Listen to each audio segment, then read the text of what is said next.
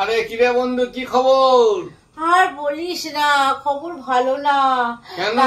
ডাক্তারের কাছে তো ডাক্তার আর বাড়ি করছি। ডাক্তারের কাছে তো সিটি স্ক্যান, এমআরআই সব হয়ে গেল। ডাক্তার রোগী ধরতে পারছে না। তোর কোনো রোগ ধরতে পারছে না? না রে। তা মনে ডাক্তারকে বলে না পোস্টমর্টমটা করিয়ে দিতে।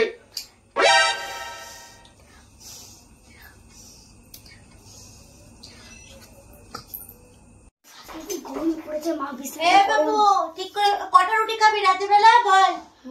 4টে করে। 4টে রুটি? তুই ঠিক করে বল।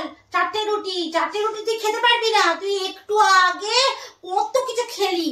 তুই সিঙ্গারা খেলি, মুড়ি খেলি, মোমো খেলি।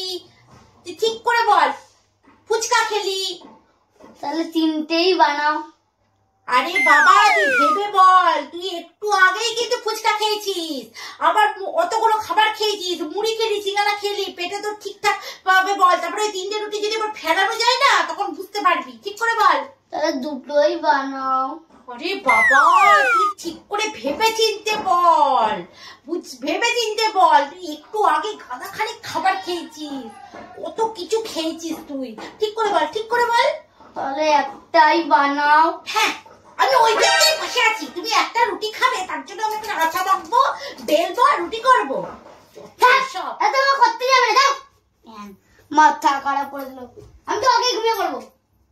হ্যাঁ, তুই জল খেয়ে ঘুমা, আর আজকে কিছু খেতে হবে না।